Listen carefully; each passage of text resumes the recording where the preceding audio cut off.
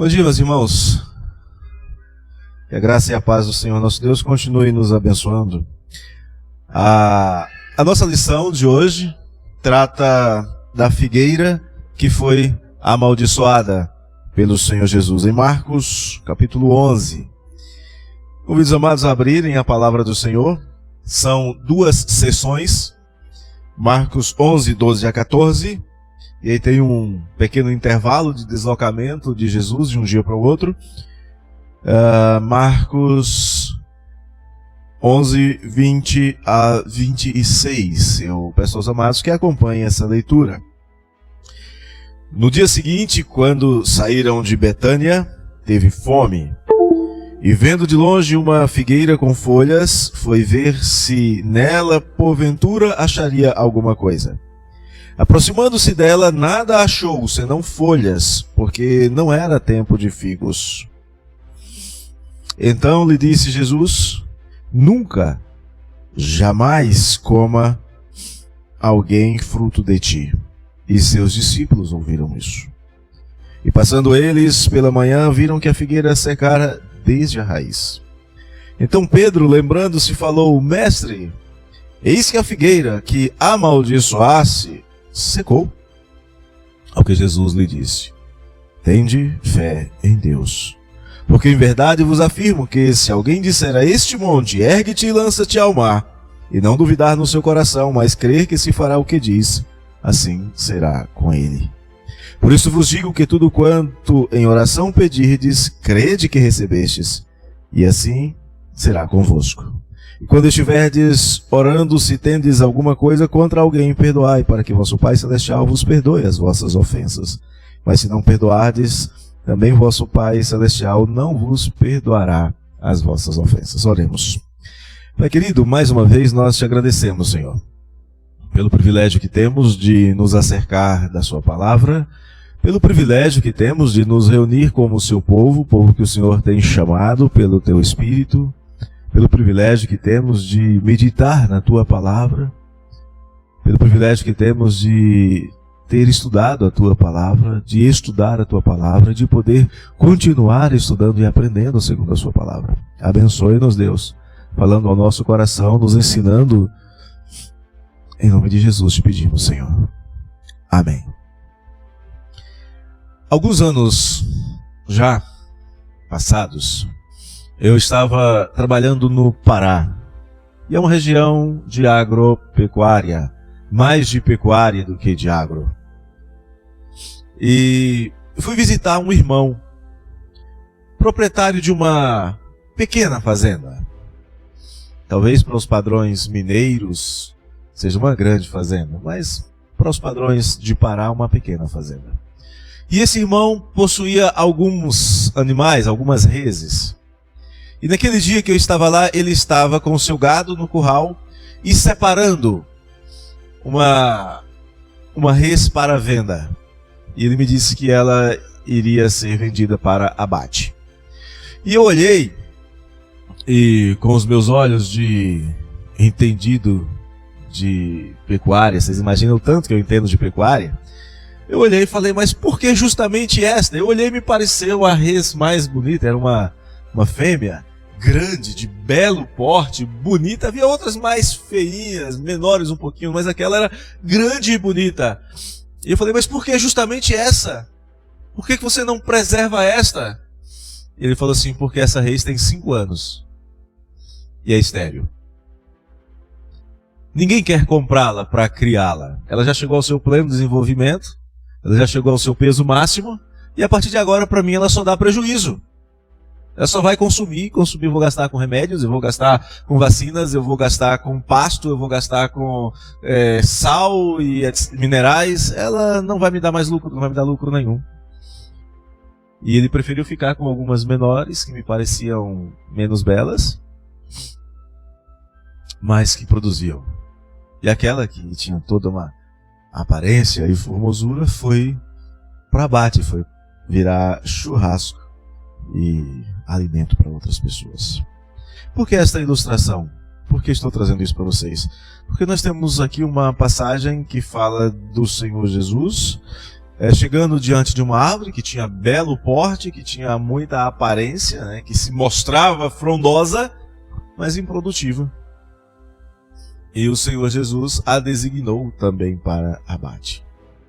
Nós temos esta história contada por Jesus no contexto de julgamento sobre a nação de Israel. O Senhor Jesus entra em Jerusalém. O Senhor Jesus observa as coisas que estão acontecendo no templo e fora do templo. Pouco tempo antes ele tinha ficado do alto de um monte olhando para Jerusalém à distância e no seu coração angustiado chorava porque Jerusalém não aceitava ser corrigida, não aceitava ser instruída. Nós estamos aqui num período de julgamento definitivo. Lemos um texto aqui, não foi combinado com o presbítero Jorge, mas lemos um texto no qual Pedro fala que nós, a igreja, somos nação santa, sacerdócio real, povo de raça eleita, povo de propriedade exclusiva de Deus, a fim de proclamarmos as virtudes daquele que nos tirou das trevas para a sua maravilhosa luz.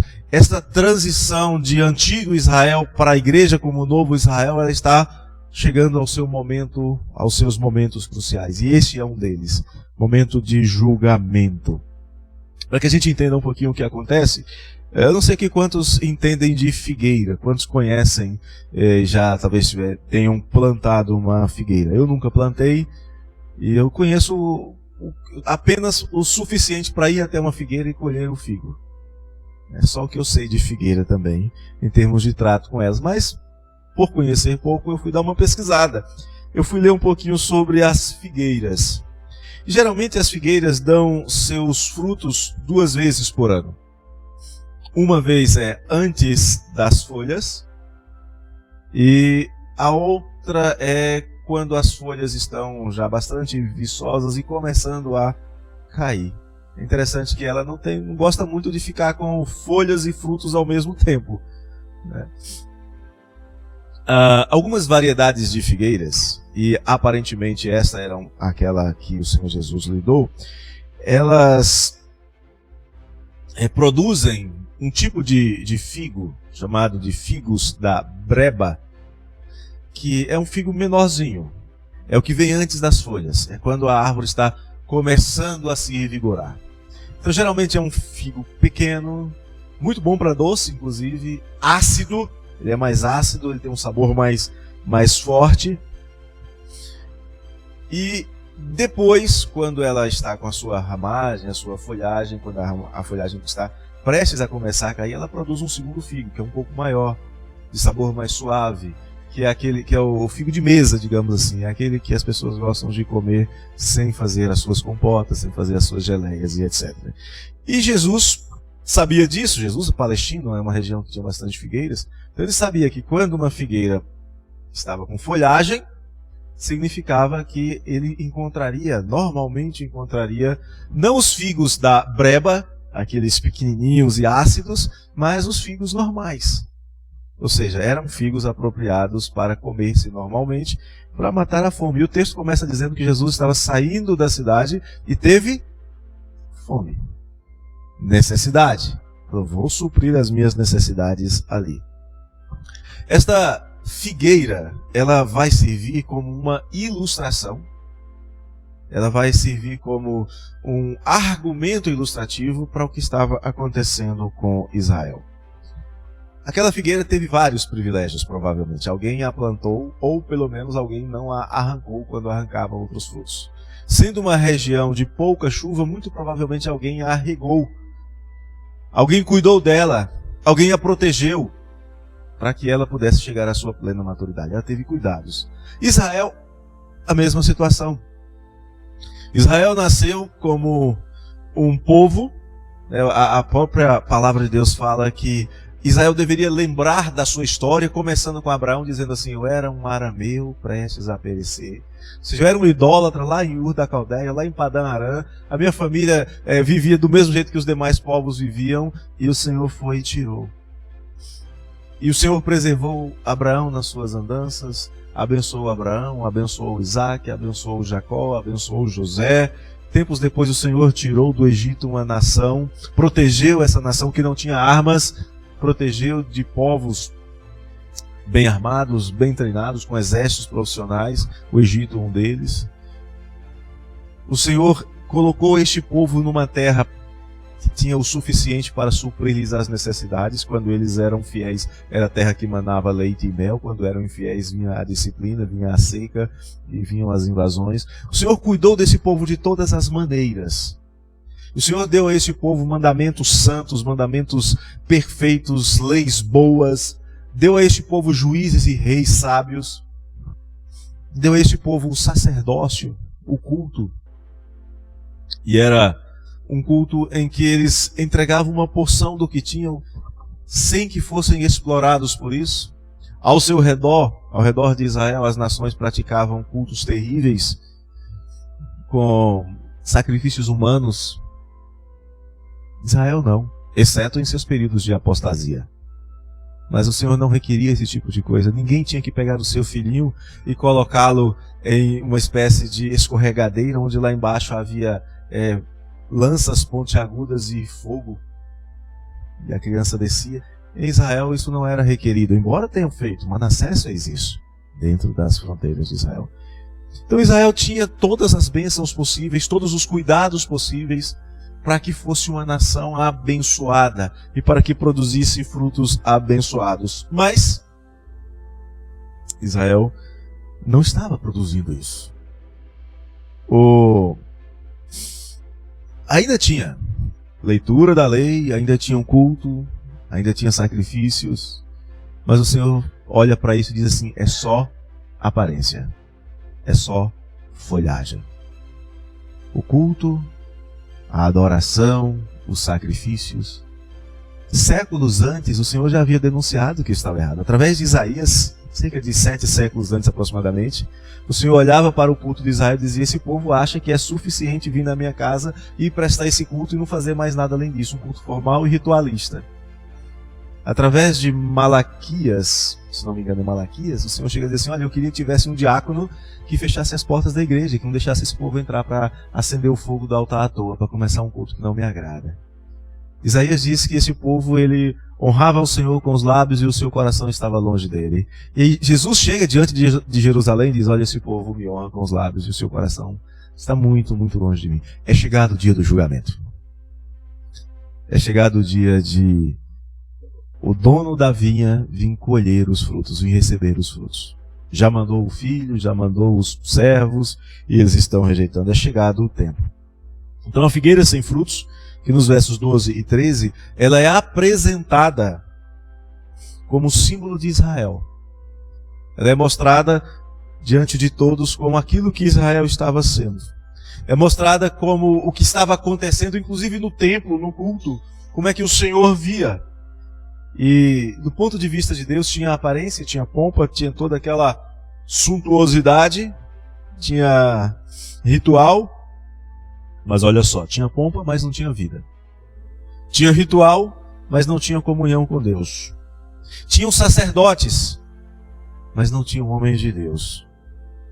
Tinham frequentadores, mas não tinham cultuadores. Que momento terrível para a história de Israel. Podemos ver isso, por exemplo, em Isaías 1,13. Vamos abrir Isaías 1,13 para a gente entender o que está se passando aqui no coração do Senhor. Isaías 1,13, o Senhor diz assim: olha, não continueis a trazer ofertas vãs. Não é que não é para levar ofertas, mas se o coração está longe, é vã. O incenso é para mim a abominação. O incenso era um símbolo da oração do povo. E também as festas de lua nova, os sábados, a convocação das congregações. E como era só aparência, o Senhor diz assim: eu não posso suportar iniquidade associada ao ajuntamento solene.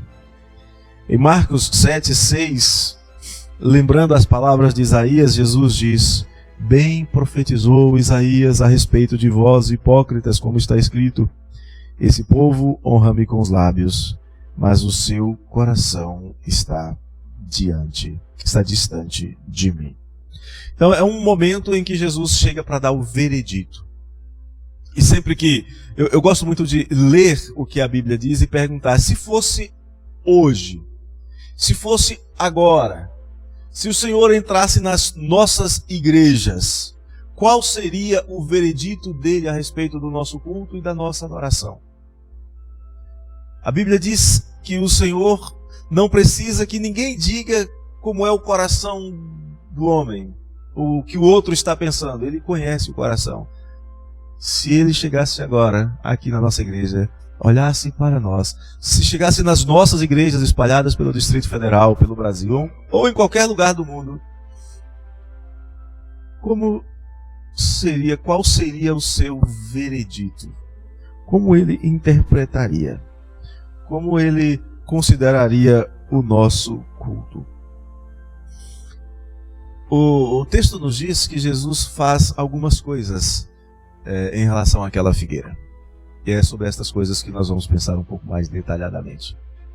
Quando nós nos aproximamos, essa semana passada, eu fui a um evento de uma família lá na Samambaia.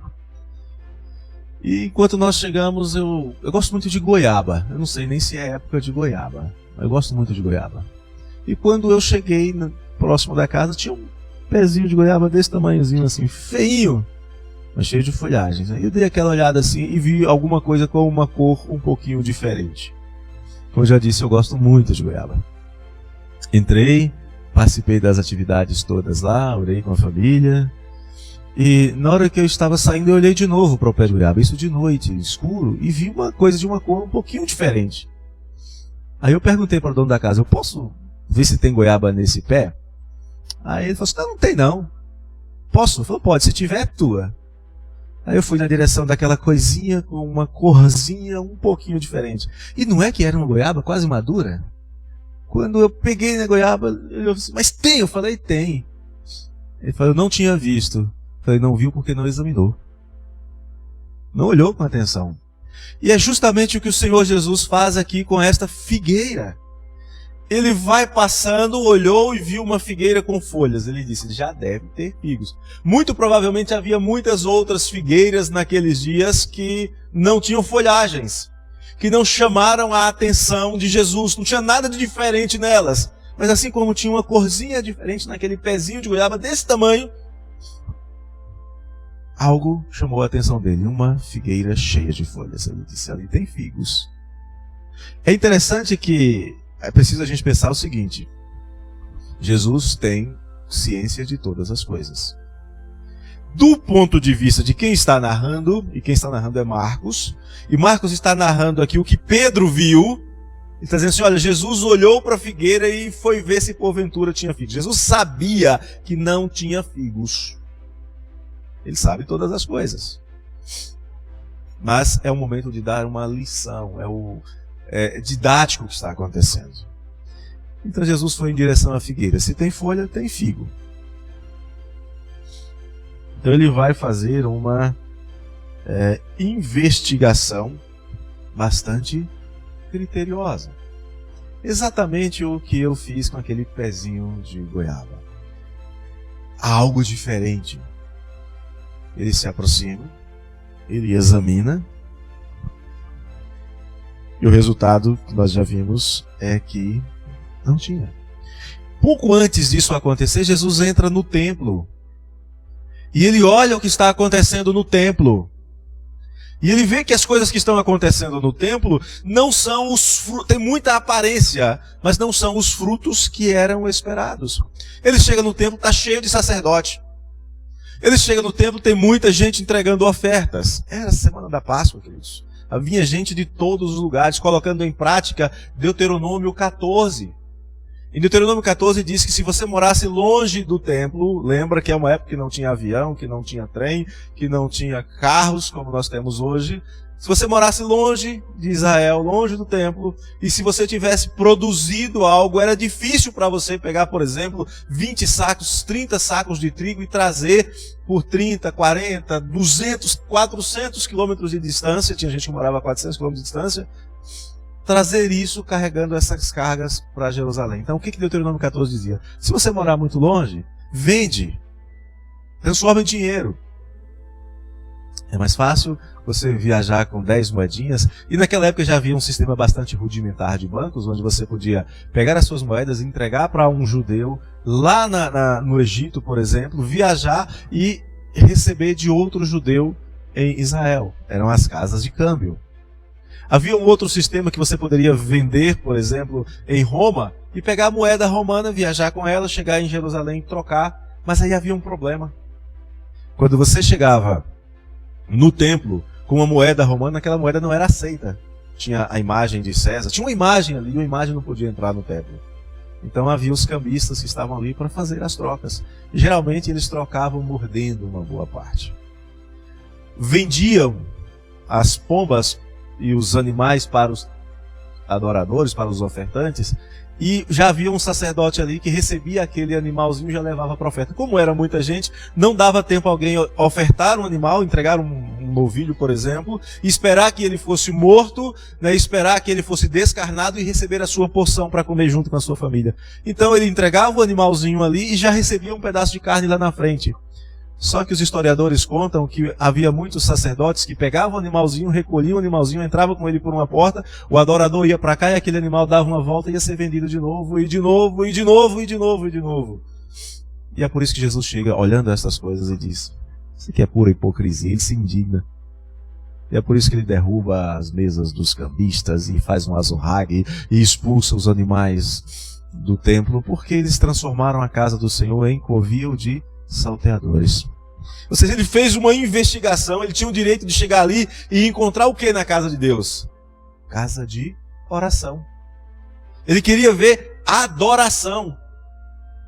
E ele viu tudo, menos isso. O Senhor Jesus tem pleno direito de procurar frutos. Ou, usando a linguagem de Paulo, fruto. Apenas um fruto em nossa vida. O fruto do Espírito. Amor, alegria, paz, bondade, mansidão, longanimidade, domínio próprio. Ele tem encontrado essas coisas na vida da igreja? Ele tem encontrado verdadeiro amor no dia a dia da igreja? O que ele tem encontrado na vida da igreja? O fato é que se ele não encontrar fruto, ele não vai ficar satisfeito. A palavra diz: quando o Filho do Homem voltar, porventura encontrará fé na terra? Mateus fala sobre o dia da prestação de contas. O Senhor vai chamar os seus servos e cada um vai se apresentar diante dele. Ele entregou talentos à igreja, ao seu povo, e alguns vão chegar e dizer: Senhor, está aqui o que o Senhor me deu, eu produzi. Está aqui os frutos. O Senhor me deu 2, está aqui 4. O Senhor me deu 5, está aqui 10. E o Senhor vai dizer: muito bom, servo bom e fiel. Aí vai chegar um e vai dizer assim: Senhor, eu recebi 1 e eu não quis produzir não. Eu fui cuidar dos meus interesses. Eu não queria gastar o que o Senhor me deu, deixei guardadinho, está aqui de volta. Mas eu não produzi nadinha. Não estou devendo nada. Está sim. Está sim. Por que está? Porque ele entregou para que você produzisse frutos. E se você receber 1 talento, se você recebesse 1 talento, se você entregasse na mão dos banqueiros, depois de decorrido um certo tempo, você receberia no mínimo 30% a mais. Ou seja, você deixou de entregar ao Senhor o que era devido, no mínimo os juros. O Senhor espera ver frutos. Ele tinha o direito, ele tem o direito de encontrar frutos em você. Aquela figueira tinha a obrigação, já que ela tinha folhas, ela tinha a obrigação de ter figos e não tinha. O Senhor tem o direito de olhar, de examinar você e perguntar: onde estão os frutos? Qual é o fruto que você tem produzido? Imagine o Senhor chamando você para a prestação de contas agora. O que você teria nas mãos para mostrar? Não que ter frutos signifique que o Senhor tem obrigação de te dar alguma coisa. Já deu salvação, vida eterna. Mas que frutos você tem para mostrar? Ele espera que isso aconteça. Jesus não se contenta com a aparência, com folhas. Ele quer frutos. Folha de figueira não mata a fome. Eu nunca comi, mas é uma folha feia, áspera. Não deve ser gostosa. Uma hora dessa eu vou experimentar só para tirar a dúvida. Não pode não? Por que não? Leitosa? Vai ferir? É urticante. Bom, já não vou experimentar mais. É bom a gente conversar sobre as coisas, já evitei uma grande bobagem. Veja, as folhas não servem para saciar a fome. A necessidade, aquilo que Jesus buscava, as folhas não supririam esta necessidade. Ele não se satisfaz com folhas, ele não se satisfaz com a aparência, ele quer ver frutos. Tiago, por exemplo, fala isso em Tiago 2,18. Tem muita gente que bate no peito e diz: sou presbiteriano de raiz. A minha família, o meu pai, o meu avô, o meu bisavô, o meu trisavô conheceu Ashbel Green Simonton, conheceu Lennington, conheceu Blackford e foram evangelizados por eles. Grande coisa. O Senhor pergunta assim: ok, você tem tradição, você diz até ter fé, eu quero ver as obras. Eu quero ver o resultado desta fé. Você ama o seu irmão? Você ama o seu próximo? Você é fiel nos seus compromissos fora da igreja e na igreja? Você adora em espírito e em verdade ou passa a maior parte do tempo do culto pensando em outras coisas, examinando as pessoas que estão na igreja, julgando? Quais são os frutos que você tem produzido? Os frutos expressam aquilo que nós somos. E o Senhor fala isso de maneira muito clara em Mateus 7,20. Nós somos conhecidos pelos frutos que produzimos. Nós vamos ser conhecidos por aquilo que nós produzirmos, não pela aparência que temos. E Jesus espera que nós não nos tornemos apenas aparência, mas que tenhamos vida. E que as pessoas vejam o nosso procedimento, o que nós somos, o que nós fazemos, como nós fazemos, por que nós fazemos. E diga assim: olha, ali vai um crente. Paulo fala isso de maneira bastante interessante na sua carta a Timóteo. Ele diz assim: olha, eu era blasfemo, insolente e perseguidor. Paulo era a última pessoa que nós gostaríamos. Saulo era a última pessoa que nós gostaríamos de ver entrando pela porta da igreja, antes do seu encontro com o Senhor em Damasco. Aí depois ele diz assim: olha, mas por eu ser o pior dos pecadores, por essa mesma razão o Senhor me concedeu misericórdia. E mais tarde ele vai dizer: olha, o que vocês viram em mim, façam também.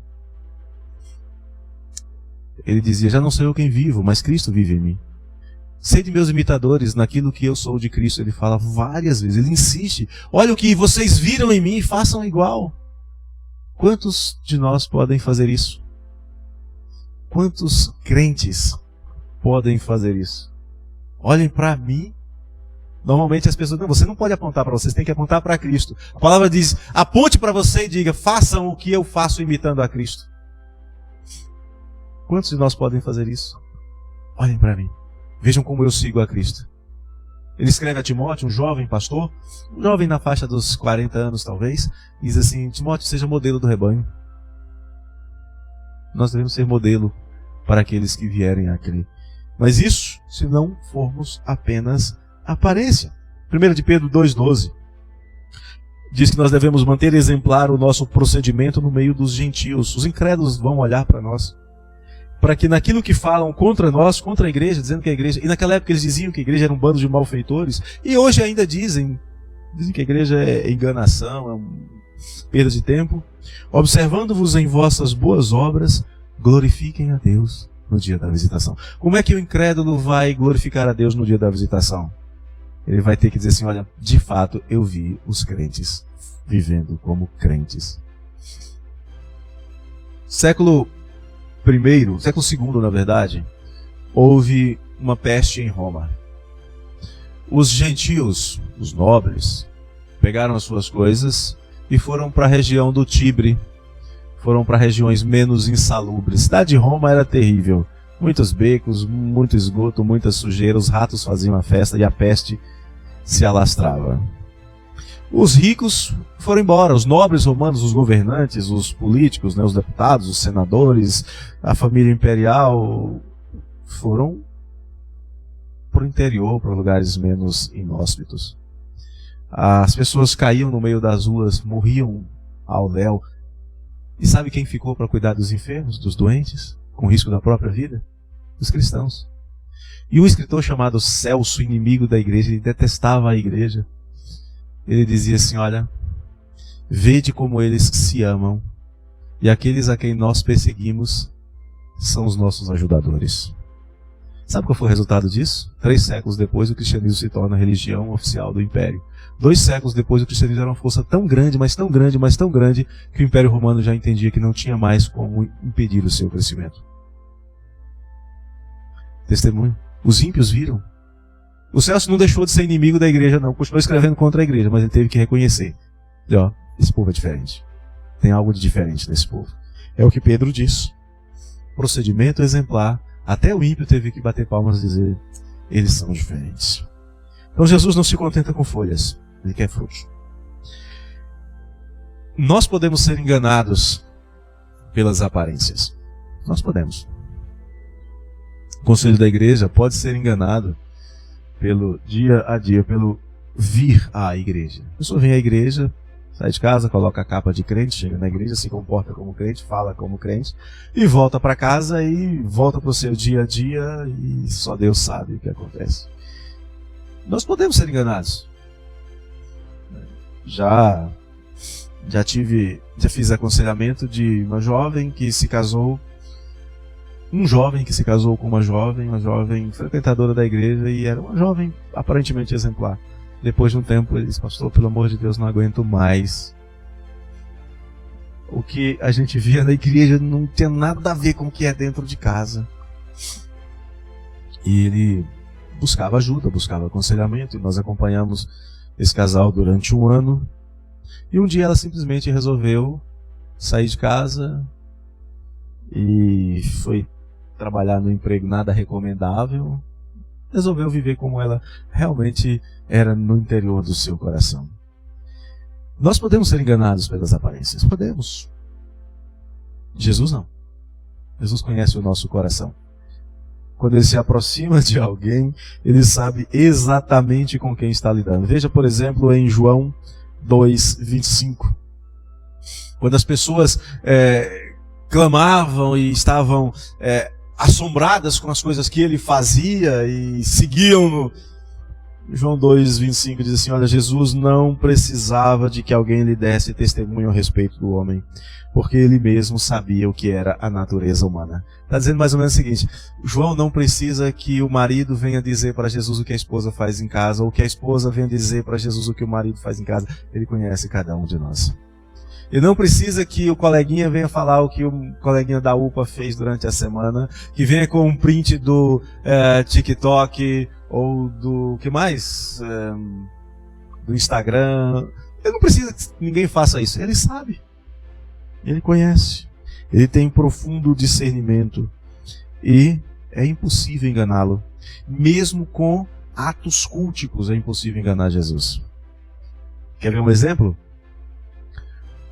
Um homem chamado Barnabé vendeu um campo, pegou seu dinheiro, levou aos pés dos apóstolos e está aqui para atender às necessidades da igreja. Tem até música sobre isso, né? Era seu nome, Barnabé, natural de Chipre, também chamado de José das Consolações. Ele vendeu o campo e entregou. Todo mundo olhou, né? Puxa vida, que ato, que desprendimento. Ele tinha outras propriedades, era rico. O problema não é a riqueza. Um casal olhou e falou assim: olha, eu quero esse tipo de reconhecimento também, a gente merece isso também. Vamos vender aquela propriedade nossa, aquela casinha lá que a gente não usa, e vamos levar o dinheiro. E foi e vendeu a casinha. Só que quando vendeu a casinha, caramba, 300 mil reais. Vou levar 300 mil de oferta para a igreja, mas puxa vida, a igreja arrecada no ano menos do que isso. Se a gente levar um pouco menos de 300, já vai ser uma grande bênção. Vamos levar 200? Aí a mulher olha assim: não, 200 não, 150, metade, vai. Vamos levar metade? Olha como a gente é bondoso, né? Olha o nosso coração. Aí chega lá e: ô Pedro, vendemos a nossa casinha, tá aqui o resultado da venda. Pedro olha para Ananias e fala assim: por que você está aqui mentindo para mim? Você acha que vocês mentindo para a igreja, vocês enganam o Espírito Santo? Você acha que você pode mentir para Deus? Aliás, esse é um dos textos que atestam a divindade do Espírito Santo. Você acha que você pode mentir para Deus? E o pessoal pega e vai enterrá-lo. Sem velório, sem Vai enterrá-lo imediatamente. Aí chega a Safira, né, já esperando todo mundo olhar para ela ridente, bater no ombro dela. Soubemos da oferta que vocês fizeram, muito bom, irmãzinha. Talvez até almejando ser presidente da SAF na próxima eleição, quem sabe. Ô Safira, por quanto foi que vocês venderam a propriedade mesmo? Uns 150, Pedro. O Ananias já trouxe o dinheiro aí, você não contou não. Ó, aqueles indivíduos que estão entrando ali acabaram de enterrar o seu marido, agora é sua vez, vai com isso. O Senhor conhece o coração, a gente não engana o Espírito do Senhor, a gente não engana Deus. Ninguém engana. Ele não se deixa enganar pelas aparências. E sabe o que acontece quando a gente tenta enganar o Espírito Santo? Exatamente o que aconteceu com a figueira. Estéril, ela já era. A aparência ela queria demonstrar, mas não tinha fruto. E todos os milagres, quando a gente vê um milagre na Bíblia, sempre tente ver o que está querendo ser ensinado, a função didática dos milagres. Jesus estava ensinando ali que uma figueira infrutífera, que uma árvore infrutífera não deve ocupar o lugar de uma que pode produzir frutos.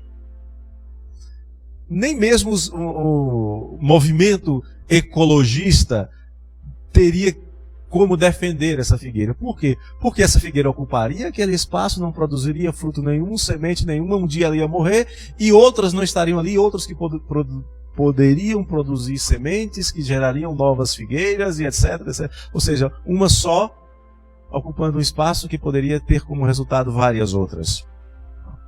Estava só ocupando espaço. Israel havia chegado um momento em que a única coisa que ele fazia era ocupar um espaço. Israel, como nação sacerdotal, havia fracassado.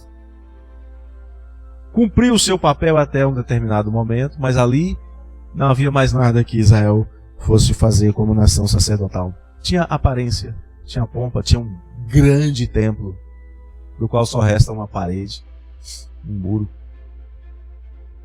Os sacerdotes se vestiam belíssimamente. O culto era algo que chamava a atenção. Se vocês quiserem ver alguns relatos, leiam, por exemplo, Flávio José. Era uma coisa extraordinária. Colocava no bolso essas grandes marchas que o pessoal faz aí, que no final deixa as ruas imundas. Mas tinha só aparência. Não produzia mais do que o Senhor esperava. A liderança se vestia magnificamente bem, com roupas ornadas, ornamentadas, colocavam sininhos nas suas roupas para onde eles andarem. A pessoa está indo ali um sacerdote, está indo ali um religioso. Queriam chamar a atenção, mas não estava alimentando o povo, não estava suprindo as necessidades da alma do povo. O pessoal vinha para adorar, para oferecer o seu sacrifício, e muitas vezes o que eles ofereciam como sacrifício era roubado, não era entregue ao Senhor. Eles não estavam comendo do fruto da sua oferta, como nós encontramos lá em Deuteronômio. A pessoa chegava, entregava a sua oferta, recebia uma porção daquela oferta, se reunia com a sua família para se deleitar com o fruto da sua oferta, Isso não estava acontecendo. E aquela figueira teve um brevíssimo intervalo de tempo em que continuou improdutiva. Pouquíssimo. Um dia. À tarde, uma noite na verdade. No final de tarde para o início de manhã. Ainda teve um tempinho para ela usufruir ali. E era o que estava acontecendo. Era naquela semana, Israel seria passado como nação sacerdotal. Seria naquela semana. Naquele momento que o Senhor Jesus sobe, vai à cruz, que ele diz: está consumado. Israel já não é mais a nação sacerdotal. É a igreja agora. Ela continuou improdutiva. E a Bíblia diz que até o dia do julgamento, e a gente está nesse período agora de julgamento, até o dia do julgamento o ímpio vai continuar praticando as suas impiedades. O hipócrita vai continuar sendo hipócrita. O falso vai continuar sendo falso. A figueira está secando. E ela vai secar até a raiz. E perguntamos hoje, quais são os frutos que o sacerdócio de Israel tem produzido hoje? Nenhum. Israel hoje é uma nação que é muito, o ser israelita hoje é muito mais político, militar, cultural, do que religioso, simbólico. Quando eu vejo cristãos hoje, né, achando que Israel é o supra-sumo, a nação de Israel, a nação de Israel já passou como nação de Deus. Já passou. A nação santa, o sacerdócio real, o povo de propriedade exclusiva de Deus, a raça eleita é a igreja. E é a igreja que o Senhor está examinando. E é para a igreja que o Senhor está olhando. E é na igreja que o Senhor está buscando encontrar frutos. É em nós que Ele quer ver fruto. É em mim e em você que Ele quer ver fruto. Ele não se agrada. Ah, pastor, mas a Bíblia diz que as portas do inferno não prevalecerão contra a igreja do Senhor. Fato. Mas a igreja do Senhor não é instituição. Dê uma olhada, por exemplo, no livro de Apocalipse. Quantas igrejas são descritas ali? Qual delas existe hoje? Nenhuma.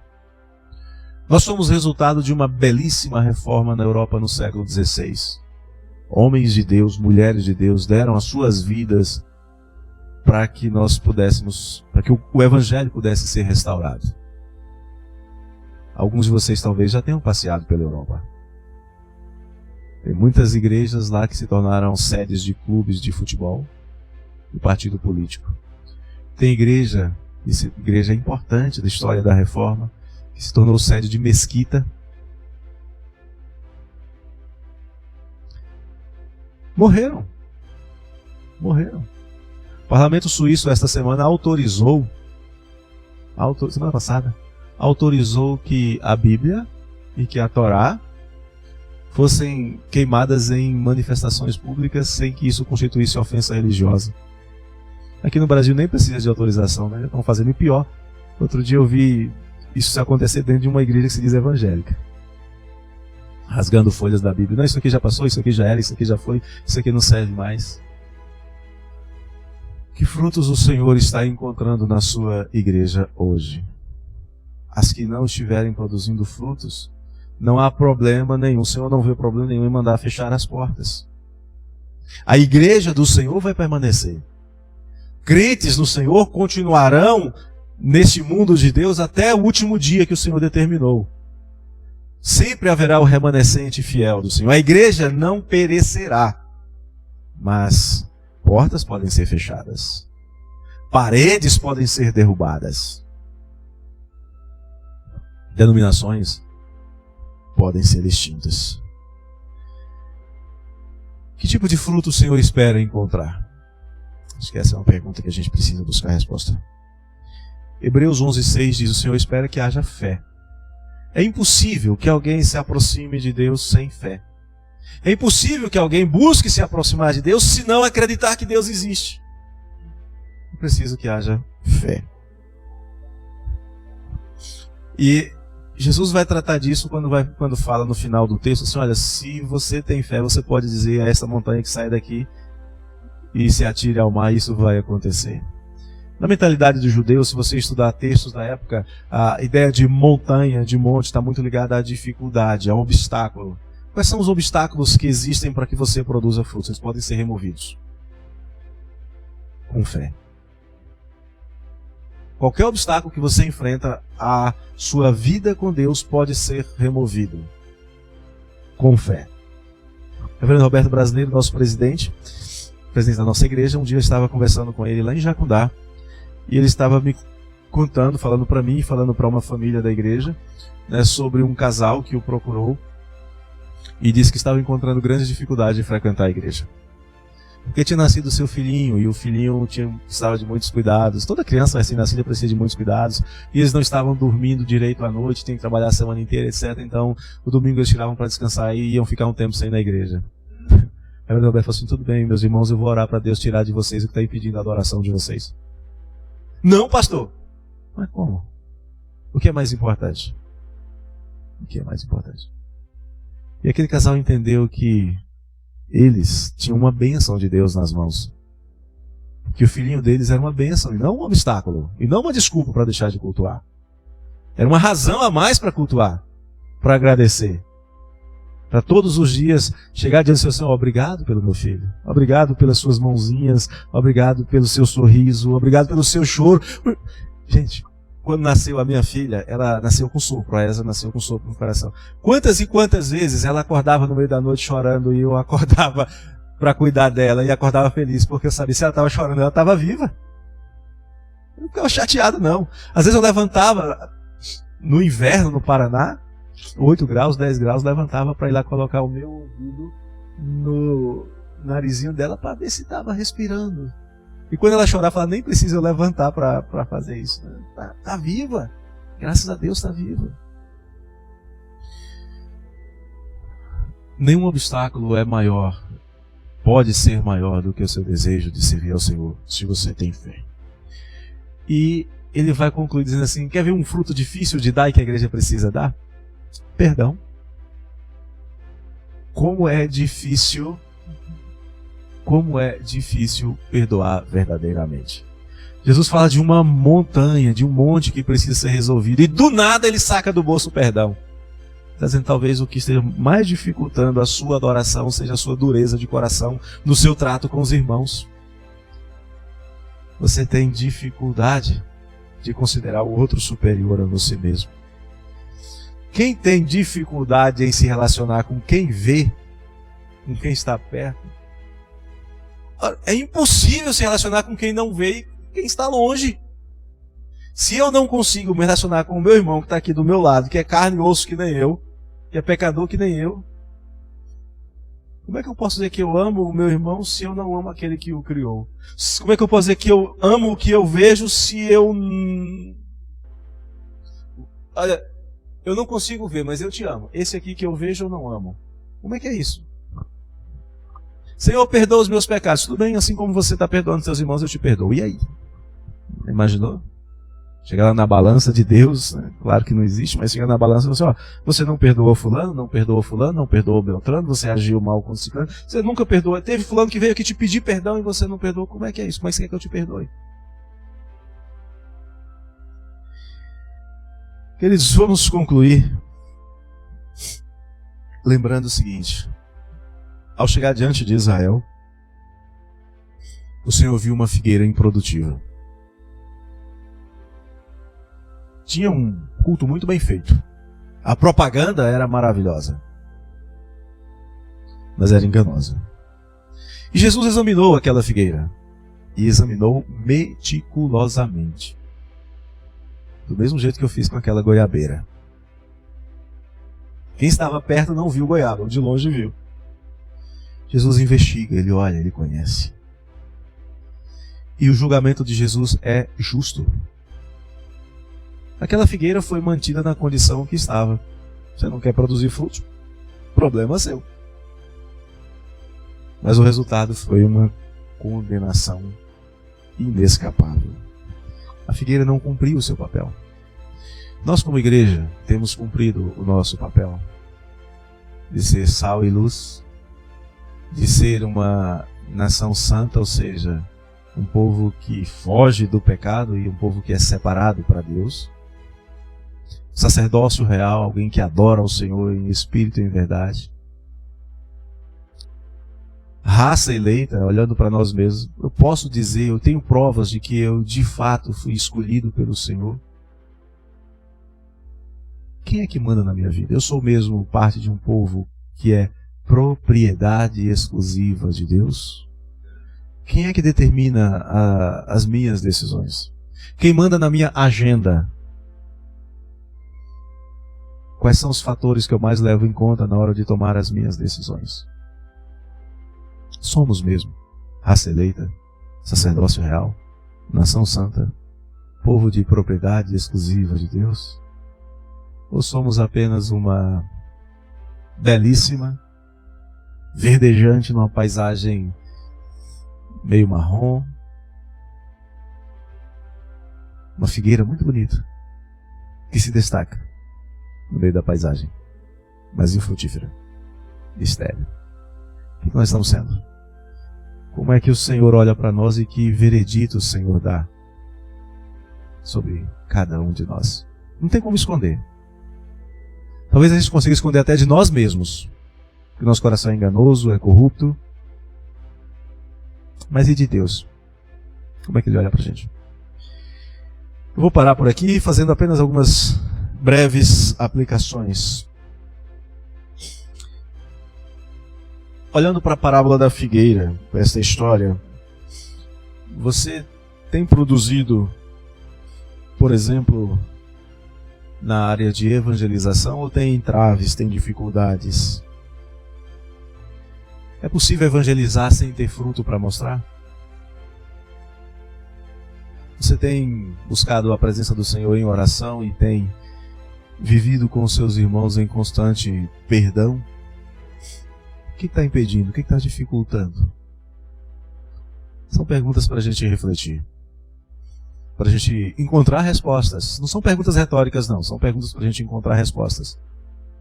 E talvez para chegar em casa, trancar a porta do quarto, chorar e lamentar diante do Senhor, pedir perdão e sair de lá decidido a agir diferente, a ser diferente.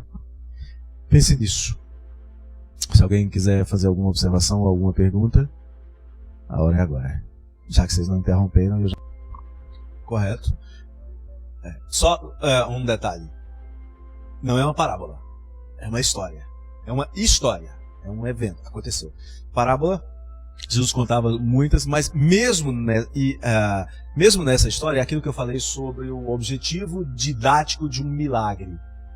Né? Quando Jesus faz aquilo, o objetivo é o mesmo de se contar uma parábola. Vocês precisam ser frutíferos. A igreja, Israel tinha que produzir frutos, como a igreja hoje tem que produzir frutos. Onde é que a gente produz frutos? É na igreja ou fora da igreja? Nos dois lugares. A expectativa é que produza frutos sempre, o tempo todo. Onde quer que a gente chega. Não é possível produzir frutos na igreja e não produzir lá fora. Assim como também não é possível produzir frutos lá fora e chegar na igreja e não ter nada. E eu fico espantado, às vezes, me permitam colocar, eu fico espantado, às vezes. Né? Uma vez a gente estava numa igreja, estava no final do ano, reunião de conselho, para nomear lideranças. E tinha pessoas que eram excelentes profissionais lá fora, mas que não serviam à igreja. Por exemplo, gente, cá entre nós, é inadmissível para mim, uma igreja ter que contratar um contador tendo membros da igreja que são contadores. É inadmissível, para mim é absurdo. É absurdo. Não faz sentido para mim uma coisa dessa. Não faz o menor sentido. Por que eu não posso, como contador, ofertar isso, que de certa maneira eu estou aumentando a arrecadação da igreja? Não estou tirando dinheiro do meu bolso, mas eu estou aumentando a arrecadação da igreja, porque não sai. Conheci uma senhora, o tempo já foi, a gente já passou do horário, mas deixa eu contar só uma história aqui sobre uma senhora lá no Pará, na cidade de Pacajá. E o marido dela trabalhava no supermercado e ela cuidava da propriedade, de uma chácarazinha. E ela dizia assim: eu não tenho renda, meu marido tem. Mas tinha lá uma goiabeira. Tinha as plantas no quintal da casa dela. Os primeiros frutos ela separava. Ela dizia: isso aqui eu vou ajudar a aumentar o salário do meu pastor. O filho dela é médico. Pastor, não paga consulta. Tem um presbítero muito querido, aniversário dele a semana passada lá em São Paulo, que pastores e missionários não pagam tratamento dentário com ele. Não pagam. Eles olham, ele é dizimista, não tem nenhum problema com isso, mas é a minha maneira de contribuir mais e melhor. Eu fui seminarista na igreja, eu saí da igreja, eu fui missionário mantido por aquela igreja, e sempre que eu ia a São Paulo, a primeira coisa que ele dizia é: seu primeiro compromisso na segunda-feira é comigo, vem cá, vem sofrer na minha mão. Ele é um senhor desse tamanho assim, a mão dele dá duas da minha, vem sofrer na minha mão, eu vou cuidar de você. Então, assim, eu acho estranho que alguém seja abençoado por Deus. Eu sou um professor bem-sucedido lá fora, mas na igreja eu não ensino. Como assim? Eu sou um médico bem-sucedido lá fora, mas eu não presto assistência social na igreja. Como assim? São coisas para a gente pensar. Frutos na prática. Mas é claro que o objetivo principal da lição é: você tem produzido os frutos que a fé exige? Adoração, comunhão, perdão. Onde nós devemos produzir frutos? Onde a gente estiver. Onde a gente estiver. Em casa, fora de casa, no trabalho, no lazer, na igreja, no trânsito, onde a gente estiver. Que o Senhor nos dê graça. E o detalhe é que Jesus já havia dito, literalmente, olhando na cara dos sacerdotes: vocês receberam privilégios e vocês não foram dignos dele. Vocês vão passar. Por isso que eles decidiram matar Jesus. Jesus já havia falado claramente: vocês vão passar. Eu vou retirar vocês. Vai vir outra coisa no lugar de vocês. Queridos, vamos orar, vamos pedir ao Senhor que nos abençoe, que nos conduza no nosso dia a dia produtivamente. Daí Paulo, escrevendo aos Coríntios, ele vai dizer que no Senhor o nosso trabalho nunca é vão. Se não me engano, 2 Coríntios 15, 58. E eu espero encontrá-los hoje à noite, quando nós estaremos mais uma vez cultuando ao Senhor. Que o nosso culto seja de louvor e de adoração e seja agradável ao Senhor, fruto de lábios que confessam o seu nome. Vamos orar? Pai querido, nós bendizemos ao Senhor por tua bondade em nos dar a tua palavra, por tua bondade em nos chamar à tua casa, por tua bondade em nos ensinar aquilo que nós precisamos aprender para que nós sejamos aquilo que nós devemos ser. Obrigado ao Pai, te rendo graças por todos os irmãos que deixaram as suas casas e vieram a este lugar, casa que o Senhor separou para oração e adoração. Irmãos que cumpriram com o compromisso que um dia fizeram de estar na tua casa em comunhão com os demais irmãos. Ajuda-nos a produzir os frutos que o Senhor espera da tua igreja. É o nosso desejo, é o nosso pedido, é a nossa súplica, em nome de Jesus. Amém.